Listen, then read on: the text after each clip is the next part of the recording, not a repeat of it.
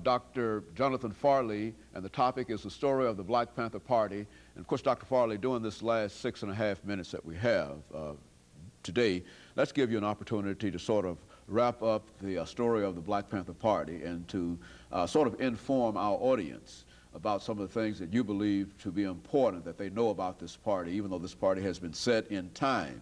Nevertheless, it played a very, very significant role in the American social, political experience. And let's give you an opportunity to talk about some of the other aspects of that.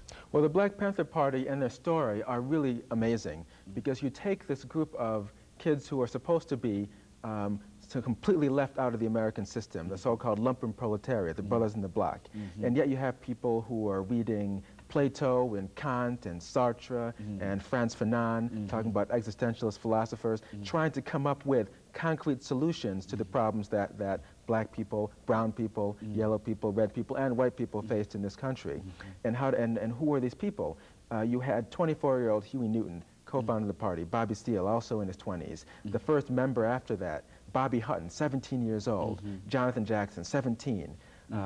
You had George Jackson, who was 29, Fred Hampton, 21, all these young people who are formulating these solutions to America's problems, not in the way that the media typically portrays them as these people with guns, violent, perhaps thugs. They could have been university professors. In fact, Huey Newton got his PhD after the party was over and taught a course at Yale even in 1970, 1971.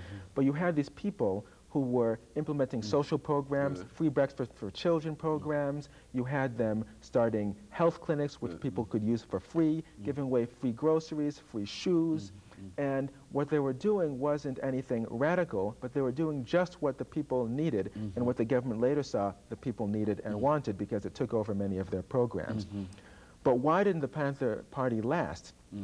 We have to actually talk about this because it's a very serious issue. Why do people have a negative view of the Black Panther Party? It's because of the negative propaganda put out by FBI Director J. Edgar Hoover. And this was all uncovered in the Church Committee of the Senate in the mid-70s. The illegal activities of an FBI program known as COINTELPRO, for Counterintelligence Program. And this was a series of dirty tricks which were discovered, but often too late. For example, what they would do is, in the case of Chicago, Fred Hampton, who started the Rainbow Coalition and tried forming coalitions with all sorts of different groups, including gang groups, to get them to stop being gangs and help the community. Become a part of it, Yes. What they did was they raided the FBI, or the Black Panther Party headquarters, at 4 in the morning, and ballistics experts went into the building. They saw that all the shots were going in. There's maybe one shot going out, and there's evidence that Fred Hampton may have been drugged. Then we later discovered that an FBI informant had drawn a plan of the Black Panther Party headquarters before it all happened. And so you had, and 10 years later, the Hampton family won successfully a suit against the city of Chicago. And I'm not sure what the size of the award was, but basically they were admitting culpability that this was an illegal action. As a police officer said in 1969, who could be against feeding kids? The Black Panther Party wasn't any kind of criminal organization. It wasn't a violent organization. It was a serve the people organization designed to actually articulate and actually provide for the needs of the people. In other words, it was a real extension of what might be called the civil rights movement. It was definitely an extension of that, although the Panthers themselves saw themselves as different. They talked about these programs as being survival programs, and not, they weren't interested in them in and of themselves the way reformists might be. You know, Dr. Farley, what would you say to young people today who might be interested in some of the things that we've talked about, but more specifically, since the party is there and there is a tremendous need to educate folks and whatnot, what would you say to young people today about what is important in terms of helping to recognize some of the things that Newton and others who were members of the Black Panther Party recognized? I mean, what is there a social responsibility for young people today? Oh, definitely. I would say read.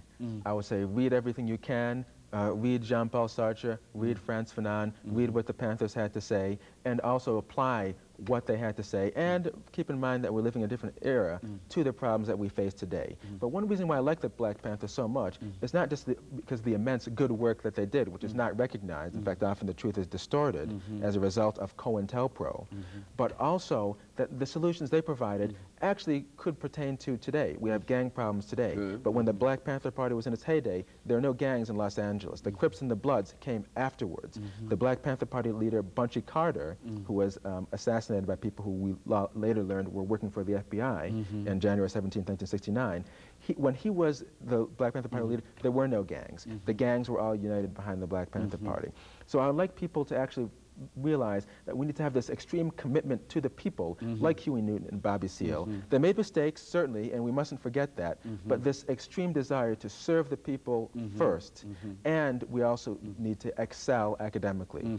And so that would be your instructions and advice to young people today, to have some kind of commitment to the people, something that is greater than themselves, something greater than the me generation, and et cetera. And if they could have that kind of commitment, you believe, and to couple that with what you consider to be hard work, and I think more than anything, you represent, in a real sense, Dr. Farley, what you preach, the kind of hard work and your achievements, and et cetera. And over the last half minute that we have here, let me thank you for coming by and giving us some information about the story of the Black Panther Party. And we'd like to have you back again to talk about some of the exploits in mathematics and the sciences, because we do have so many young people who need that kind of information as well. But let me thank you for coming by, and let me encourage our audience to tune in again next week for another informative edition of Comments. Thank you.